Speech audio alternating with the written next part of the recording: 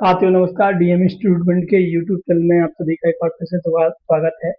बाल विकास की क्लास में आप सभी का भी स्वागत है, क्योंकि आज हम बाल विकास की क्लास जो कर रहे हैं उसमें आप सबको बाल विकास की क्लास हमारी लगातार आप सबके बीच उपलब्ध है। मैंने बोला था कि 3 दिन आपकी बाल विकास की क्लास रहा करेगी, तो आज भी हमारी और आपके बीच हमारी ये बाल विकास की क्लास है, जिसे हम पढ़ेंगे, जिसमें हमने सबसे पहले बाल विकास में जो बालक का विकास कैसे होता है उसके बारे में, फिर उसके कैसे-कैसे किस विद्वानों ने क्या-क्या बोला है, फिर उनका हमने सामान्य स्थिति में जो उनकी सामान्यीकरण जो बताया था वो, फिर उसके बाद हमने थोड़ी उनकी 1-2 और चीज़ें थी, तो जो हमने आपको बताई थी, जन्म के समय की स्थिति बताई थी। आज हम नवजात शिशु की क्रियाएँ ये पढ़ेंगे। नवजात शिशु जब होता है तो वो कैसे क्रियाएँ करता है, या क्या-क्या क्रियाएँ करता है, उसके बारे में हम आपको बताएँगे।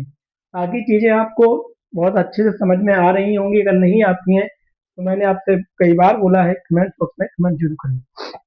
इससे पहले मैं आप सबके बीच में एक सूचना शेयर करूँगा कि आप सबके लिए जो शिक्षक पहले से हैं, उन सबके लिए खुशखबरी है कि उनके लिए नोटिफ़िकेशन जारी हो गया है।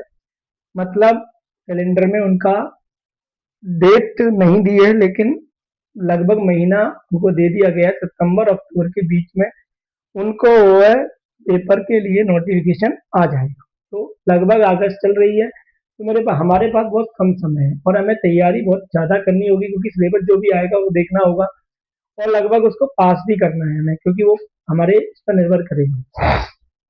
तो हमें क्या करना होगा कि हमें डीएम इंस्टीट्यूट भिंड के यूट्यूब चैनल से जुड़ना होगा। साथ में हम डीएम इंस्टीट्यूट भिंड जो ऑफलाइन भी क्लास लगाता है, अगर कोई भिंड से नज़दीक से आसपास से है तो वो हकिंग कॉलोनी में आकर संपर्क कर सकता है, और इस यूट्यूब चैनल पे दिए हुए डिस्क्रिप्शन में नंबर दिया है, उस पर फोन करके भी जानकारी कर सकता है। अगर नहीं कर पा रहा है, नहीं ढूंढ पा रहा है, तो उसके लिए एक नंबर है जिस पे वो संपर्क कर सकता है। नंबर है 83 49 31 32 50। इस नंबर पर वो कॉल करके ऑफलाइन बैच की जानकारी कर सकता है, क्योंकि आपको ये सारी चीजें पढ़नी ही होंगी।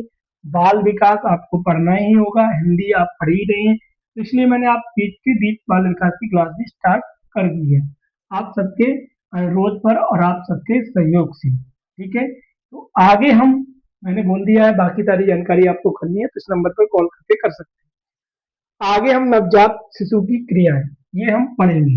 नवजात शिशु की क्रियाएं, नवजात शिशु की क्रियाएं ये हम पढ़ेंगे। ये हमारी आज की हेडिंग है और इसको हम जानेंगे कि नवजात शिशु कैसे क्रियाएं करता है। तो नवजात शिशु दो प्रकार से क्रियाएं करता है। एक होती है सामान्य क्रियाएं और एक होती है विशिष्ट क्रिया। दो प्रकार से क्रिया करता है, एक सामान्य और एक विशिष्ट। सामान्य मतलब जो हर शिशु करता है, और विशिष्ट किसी किसी में कुछ चीजें अलग भी होती हैं, वो विशिष्ट हो जाती हैं। तो हम इसमें आगे लिखेंगे नवजात शिशु की क्रियाएं। नवजात शिशु की क्रियाएं इसमें आगे लिखेंगे नवजात शिशु की क्रियाएं अनायास। अनायास मतलब एकदम अनायास होती हैं, अनायास होती हैं, जिसमें अधिकांश व्यर्थ होती हैं। अनायास होती हैं जिसमें अधिकांश जिसमें अधिकांश व्यर्थ होती है। मतलब कोई मतलब की नहीं होती है, लेकिन वो कभी कभी ऐसे कर लेता है जैसे ये लगता है कि ये वास्तव में बहुत सही नहीं है। ये मतलब यार उसको कोई समस्या है, कुछ ऐसी क्रियाएं वो करता है जिसमें हमको लगता है कि उसको कुछ समस्या है, इसलिए वो ऐसी क्रिया कर रहा है। तो ये हमें समझ में आता है। आगे, तो अधिकांश क्रियाएं क्या होती हैं, व्यर्थ होती हैं। इन क्रियाओं को हम दो भागों में बांट सकते हैं, या हम दो भागों में बांटते हैं। इन क्रियाओं को यहाँ लिखेंगे, इन क्रियाओं इन क्रियाओं को हम दो भागों में बांट सकते हैं या बांटते हैं।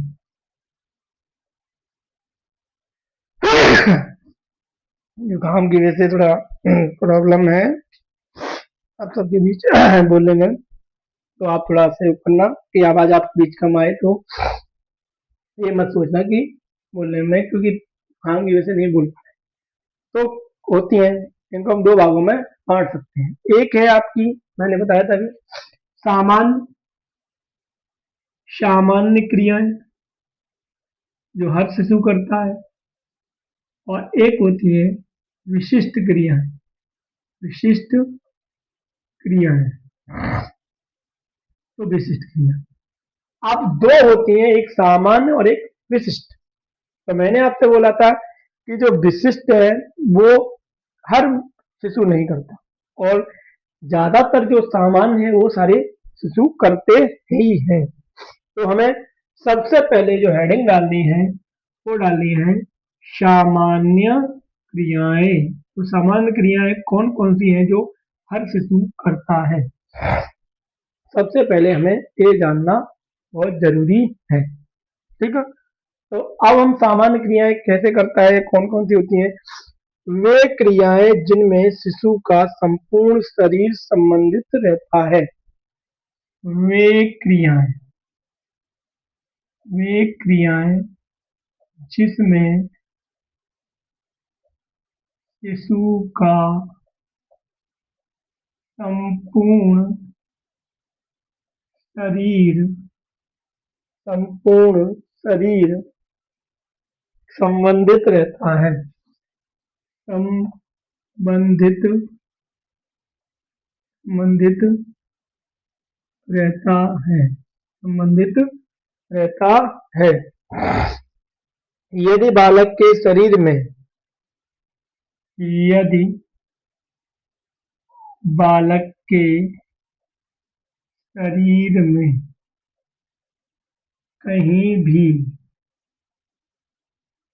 बालक के शरीर में कहीं भी स्पर्श किया जाए तो, कहीं भी स्पर्श किया जाए तो स्पर्श किया जाए तो बालक संपूर्ण शरीर के द्वारा अनुक्रिया करता है। तो बालक संपूर्ण शरीर के साथ अनुक्रिया अनुक्रिया करता है। संपूर्ण शरीर के साथ क्या करता है, अनुक्रिया करता है। बालक में अधिकतर गतियां, आगे लिखेंगे, बालक में अधिकतर गतियां पैरों से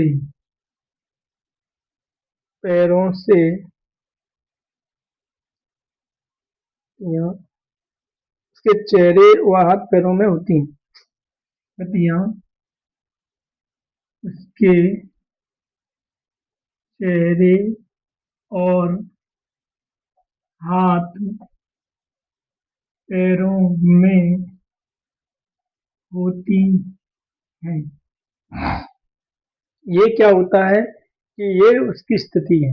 कैसे सामान्य क्रियाएं, कैसे मैंने बात की थी, अभी बताया था कि वे क्रियाएं जिसमें शिशु का संपूर्ण शरीर संबंधित रहता है, मतलब पूरे शरीर से वो कोई ना कोई क्रिया करेगा।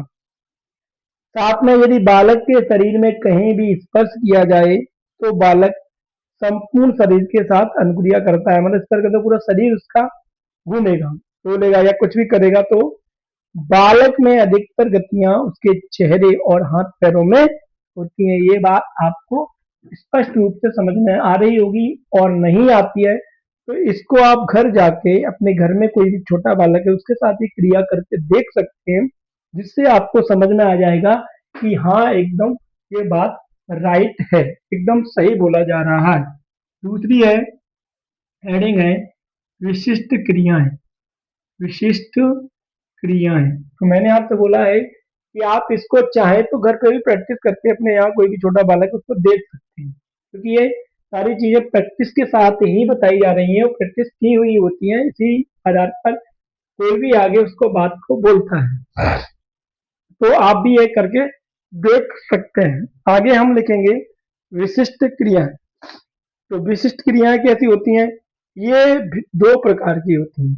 ये भी क्या होती हैं? विशिष्ट क्रियाएं क्या होती हैं? ये दो प्रकार की होती हैं। ये दो प्रकार की होती हैं। नंबर एक, सहज क्रिया। सहज तो होगी, स्वाभाविक है वो। और दूसरी होती है सामान्यीकृत अनुक्रिया। दूसरी होती है सामान्यीकृत अनुक्रिया। सामान्यीकृत अनुक्रिया, ठीक है। तो ये होती हैं। सहज में दो हैं, एक सहज, सॉरी, विशिष्ट में दो हैं, एक सहज है जिस होगी ही होगी, एक सामान्यकृत है, मतलब हर बालक में या हर शिशु में वो क्रिया नहीं होगी, किसी किसी में होगी, किसी में वो नहीं होगी। आगे हम सबसे पहले जिसमें हेडिंग डालेंगे वो डालेंगे सामान्य, सॉरी, सहज क्रिया। सहज क्रिया की हेडिंग हम इसमें डालेंगे। सहज क्रिया किसे कहते हैं? तो पहले सहज क्रिया को समझेंगे, उसके बाद आगे हम सामान्यकृत को समझेंगे। तो सबसे पहले हमने बोला था हेडिंग डालेंगे सहज क्रिया। सहज जिसमें ये सबके साथ होगी ही होगी, सब ही एक क्रिया करेंगे ही करेंगे। तो सहज क्रियाएं अंग विशेष में, अंग विशेष में होती हैं। सहज क्रियाएं क्या होती हैं? सहज क्रियाएं अंग विशेष में होती हैं। सहज क्रियाएं क्या होती हैं? सहज क्रियाएं अंग विशेष में होती हैं। जैसे इसको हम समझ सकते हैं, जैसे, तो इसको समझने के लिए क्या करेंगे? प्रकाश में आंख की पुतली का हिलना, तो ये सहज है, ये ज्यादातर होगा क्योंकि जब प्रकाश पड़ेगा तो उसको चकाचौंध जैसा लगेगा, तो होगी होगी। दूसरा होता है तलवे को स्पर्श करने पर अंगुलियां फैलाना। जब वो आप उसके तलवे को नीचे से थोड़ा भी टच करेंगे तो उसकी उंगलियां फैला लेगा। तो ये क्या है? ये एक सामान्य क्रियाएं हैं, सामान्य क्रियाएं हैं। तो इसको हम लिख सकते हैं कि एक एग्जांपल लिख लीजिए, कोई भी लिख लीजिए, जैसे हम लिख लेंगे, जैसे जैसे जैसे हम लिखेंगे, जैसे प्रकाश में आंख की पुतली का हिलना। प्रकाश में, प्रकाश में आंख की पुतली का हिलना, आंख की पुतली का हिलना। दूसरी हेडिंग है, या हम दूसरी क्रिया लिख सकते हैं सामान्यीकृत क्रिया। सामान्यीकृत क्रिया, तो दूसरी हेडिंग हम लिखेंगे सामान्यीकृत क्रिया। तो ये इसमें बताया भी गया था कि सहज क्रियाएं अंग विशेष में होती हैं। जैसे मैंने बोला आंख, प्रकाश में आंख की पुतली का हिलना, या तलवे को स्पर्श करने पर उंगलियां फैलाना, दोनों भी कोई भी है। इसके बाद है सामान्यीकृत अनुक्रिया। यह सामान्यीकृत अनुक्रिया है, अनुक्रिया, सामान्यीकृत अनुक्रिया, ये हेडिंग है। तो ये हमें जानना है कि सामान्यीकृत कैसे होती है, सामान्यीकृत को हमें जानना है। तो सामान्यीकृत कैसे होती है?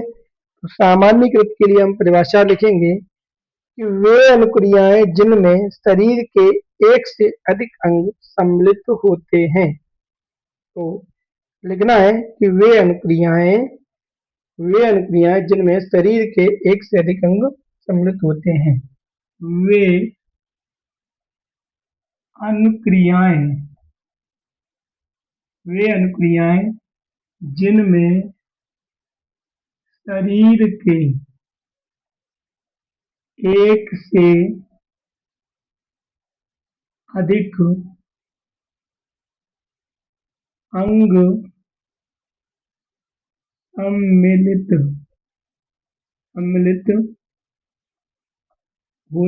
अंग सम्मिलित होते हैं।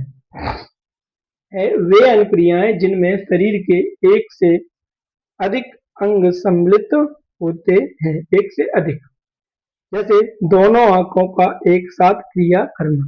जैसे लिखेंगे, जैसे दोनों आंखों का एक साथ क्रिया करना। दोनों आंखों का एक साथ क्रिया करना। तो ये क्या है? ये एक सामान्यीकृत क्रिया है। जो शरीर के एक से अधिक अंग इसमें सम्मिलित होंगे। दोनों आंखें हो रही हैं, या जब उसको दोनों पैर फेंके या दोनों हाथ चलाए, तो ये सामान्यीकृत क्रिया होती है। अब हमें कुछ लोगों ने कुछ अपनी अपनी बातें, या कुछ लोगों ने अपनी किताबों के द्वारा ये बातें कही हैं, वो हम जान सकेंगे, या फिर हम आगे चलते हैं कि बाल विकास की अवस्थाओं के बारे में हम लिखेंगे। तो हम ये बाद में लिखेंगे, पहले हम बाल विकास की अवस्थाओं को लिखेंगे, किसने किस अवस्था को क्या कितना बताया है। तो सबसे पहले हमें ये लिखना होगा बाल विकास की अवस्थाएं। जितनी भी होंगी आज हम लिखेंगे, रह जाएंगी हम वो कल कर लेंगे, शेष बची हुई कल कर लेंगे, लेकिन आज हम बाल विकास की अवस्थाएं, ये हम हेडिंग डालेंगे। बाल विकास की अवस्थाएं ये हम तो पहले हमने लिखी थी कि विद्वानों के अलग अलग बताया था विद्वानों ने, उन्हीं के आधार पर हम अब इसमें कौन सी अवस्था को क्या समय दिया है। तो हम हेडिंग डालेंगे बाल विकास की अवस्थाएं। हेडिंग डालेंगे बाल विकास की अवस्थाएं। बाल विकास की अवस्थाएं, ये हेडिंग हम डालेंगे। ठीक है, बाल विकास की बाल विकास की अवस्थाएं। तो सबसे पहले हम रॉस के अनुसार लिखेंगे। सबसे पहले हम किसके अनुसार लिखेंगे? तो रॉस के अनुसार रॉस ने कैसे बताया है और कैसे लिखा है, वो अपन को जानना है। सबसे पहले हम किसके अनुसार जानेंगे? तो सबसे पहले हम रॉस के अनुसार जानेंगे कि रॉस ने उन्हें कैसे बताया है कि कौन कौन सी अवस्था कैसे होती है। तो सबसे पहले उनका लिखना है शैशवावस्था। शैशवावस्था शैशवा शैशवा शैशवा शैशवा शैशवावस्था। शैशवावस्था बताइए, जन्म से 3 वर्ष तक। 3 वर्ष तक, जन्म से 3 वर्ष तक। दूसरी है पूर्व बाल्यावस्था। इन्होंने क्या है, पूर्व बाल्यावस्था, बाल्यावस्था नहीं बोली है, पहले इन्होंने उसको पूर्व बाल्यावस्था में बांट दिया है। जो हमने सामान्य पढ़ाया था उसमें बाल्यावस्था सीधी थी, इसमें क्या है, पूर्व बाल्यावस्था उन्होंने बताई है। बाल्यावस्था, पूर्व बाल्यावस्था जो बताई है वो है 3 वर्ष से 6 वर्ष तक। 3 वर्ष से 6 वर्ष तक, 6 वर्ष तक। इसके बाद है तीसरा है उत्तर बाल्यावस्था। इन्होंने क्या है उसको बाल्यावस्था को दो भागों में बांट दिया है। इसमें एक उन्होंने कहा है पूर्व बाल्यावस्था और एक को कह दिया है उत्तर बाल्यावस्था। बीच का मार्ग था उसको दो भागों में बांटा है और ये है आपकी 6 से 12 वर्ष, 6 वर्ष से 12 वर्ष तक, 6 वर्ष से 12 वर्ष तक। इसके बाद चौथा उन्होंने प्रौढ़ अवस्था, तो चौथा है किशोरावस्था। चौथा है किशोरावस्था। किशोरावस्था है आपकी 12 वर्ष से 18 वर्ष तक, 18 वर्ष तक। और इसके बाद है प्रौढ़ावस्था। प्रौढ़ावस्था है 18 वर्ष से, 18 वर्ष से जीवन पर्यंत, 18 वर्ष से ऊपर या फिर जीवन पर्यंत, ऊपर ले 18 वर्ष से ऊपर, ये आपकी प्रौढ़ावस्था है। प्रौढ़ावस्था ये किसके द्वारा है? ये रोस ने इसको विभाजित किया है। रोस ने इसको अलग अलग भागों में बांटा है। जैसे मैंने आपको बताया कि उन्होंने बाल्य अवस्था को दो भागों में डिवाइड कर दिया। दो भागों में कैसे? कि उन्होंने किशोरावस्था सॉरी बाल्यावस्था को उत्तर और पूर्व दो भागों में विभाजित कर दिया। उन्होंने उसको दो भागों में विभाजित कर दिया, मतलब उसको पूर्व और उत्तर, उसको बाल्यावस्था नहीं दिया। तो जन्म से 3 वर्ष तक सहजावस्था रहेगी, फिर 3 से 6 वर्ष तक पूर्व बाल्यावस्था, 6 से 12 वर्ष तक उत्तर बाल्यावस्था और 12 से 18 किशोरावस्था और प्रौढ़ावस्था 18 से ऊपर। या फिर इसको अपन ये कह सकते हैं कि जीवन पर्यंत, जब तक आपका जीवन है। तो सबसे पहले हमने रोज को समझा। अब दूसरा हमारे हैं शैले। शैले के अनुसार, शैले के अनुसार अब हम दूसरा शैले के अनुसार जो मोस्ट इम्पोर्टेंट है, जो लगभग पूछे जाते हैं, उन्हीं को हम बताएंगे। सारे नहीं बताएंगे क्योंकि बहुत सारे हैं, फिर सबकी लगभग यही चीजें हैं जिनको हम समझ सकते हैं। अगर आपको इनसे हटके कोई भी चीज आती है तो हम उसी में से कर सकते हैं, क्योंकि उन्हीं की सबकी यही दी हुई अवस्थाएं हैं, कोई अलग नहीं है, मत भी वही है। तो जो मोस्ट इम्पोर्टेंट है, जो पूछे जाते हैं हर बार और जिनमें थोड़ा थोड़ा अंतर है, वो हमने आपको बताया। तो इन्होंने शैशवावस्था, इन्होंने क्या किया है कि शैशवावस्था को क्या किया है, शैशवावस्था को इन्होंने जन्म से 5 वर्ष बोला है। वहां 3 वर्ष था, इन्होंने जन्म से 5 वर्ष तक, जन्म से 5 वर्ष तक। इसके बाद उन्होंने बाल्यावस्था, बाल्यावस्था ये आपका 5 वर्ष से, ये आपका 5 वर्ष से 13 वर्ष तक, 5 वर्ष से 13 वर्ष तक का इन्होंने विभाजन किया है।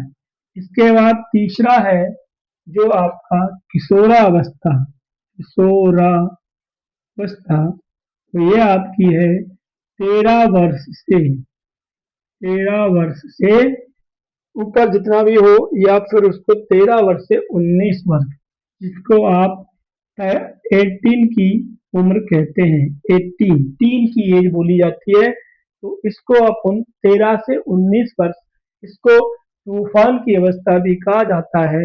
इस समय जब हम आगे पढ़ेंगे तो हम इसको जानेंगे कि बालक में क्या क्या परिवर्तन होते हैं। तो ये हमें समझ में आया होगा।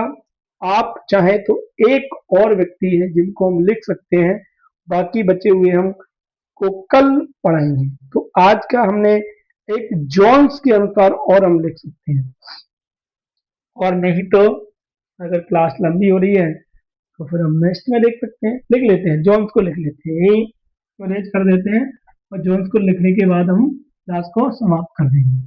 क्योंकि क्लास मैंने बोला बहुत छोटी सी चलेगी, बहुत जल्दी जल्दी नहीं चलेगी, क्योंकि बाल विकास एक ऐसा टॉपिक है जिसको बहुत अच्छे से समझने की जरूरत होती है। तो जोन्स के अनुसार, जोन्स के अनुसार, इसीलिए मैंने परीक्षा से पहले आप सभी की बात को सुनकर बाल विकास की क्लास स्टार्ट कर दी है। तो जोन्स ने क्या किया है कि शैशवावस्था, इन्होंने भी शैशवावस्था ही बोला है, शैशवावस्था, इन्होंने जन्म से 6 वर्ष, जन्म से 6 वर्ष। दूसरा इन्होंने लिखा है बाल्यावस्था, दूसरा इन्होंने क्या लिखा है, बाल्यावस्था। तो 7 से 12 वर्ष उन्होंने बोला है, 7 से 12 वर्ष, ये कौन बोल रहा है, जोन्स। और इसके बाद इन्होंने बोली है किशोरावस्था। तो किशोरावस्था, जो किशोरावस्था है वो है आपकी 13 से 19 वर्ष, इन्होंने बताई है, 13 से 19 वर्ष, नहीं सॉरी, इन्होंने 13 से 18 वर्ष बताई है। और फिर इसके बाद उन्होंने चौथी अवस्था और इसमें जोड़ दी है, प्रौढ़ावस्था। तो प्रौढ़ावस्था को जो किया है वो उन्होंने 18 वर्ष से ऊपर, 18 वर्ष से ऊपर, या 18 वर्ष से जितना भी हो, 18 वर्ष के बाद, या 18 वर्ष से ऊपर, या 18 वर्ष, इसमें लिख सकते हैं 18 वर्ष के बाद। इनमें मैंने वर्ष नहीं लिखा है, आप यहाँ देख लेना, सब में वर्ष जरूर लिख लेना, क्योंकि हो सकता है कि आप नहीं लिखे, लेकिन वो वर्ष लिखा तो कोई दिक्कत नहीं। तो 18 वर्ष के बाद ये सारी चीजें हैं। अब हमारे दो लोग रह गए हैं, कॉल और हरलॉग, इनको हम कल आपको पढ़ाएंगे। आज की क्लास में मैं यही कहूंगा कि आज क्लास आप सबको कैसी लगी है, अच्छी लग रही है तो लाइक शेयर जरूर करते रहें। आप सब लोग मेरे बीच में जुड़े रहते हैं, मेरी परिस्थिति कैसी भी मैं कोशिश करता हूँ कि आप सबके बीच मेरी क्लास होती रहे और आपको इस क्लास से फायदा हो, आपका सिलेक्शन हो, यही मेरी आप सबके बीच कोशिश होती है। कि बाकी सारी चीजें तो चलती रहती हैं, लेकिन मैं कोशिश करता हूँ कि मैं आपको, और मैंने समय से रहते हुए आपको बोला था कि मैं अगस्त में बाल विकास की क्लास स्टार्ट कर दूंगा, और आपके पास अभी समय है, अगस्त है, सितंबर है और अक्टूबर, लगभग वहां तक जगह आने की चांस है, अक्टूबर में लास्ट तक। तो और उसके बाद लगभग आपको 1 महीने में लगे, तो आपका लगभग आधे से ज्यादा सिलेबस दोनों सब्जेक्ट का पूरा हो चुका होगा, जिसमें हिंदी और बाल विकास। तो आपके दो सब्जेक्ट पूरे हो गए होंगे, लगभग 60 नंबर का आपका सिलेबस पूरा हो जाएगा।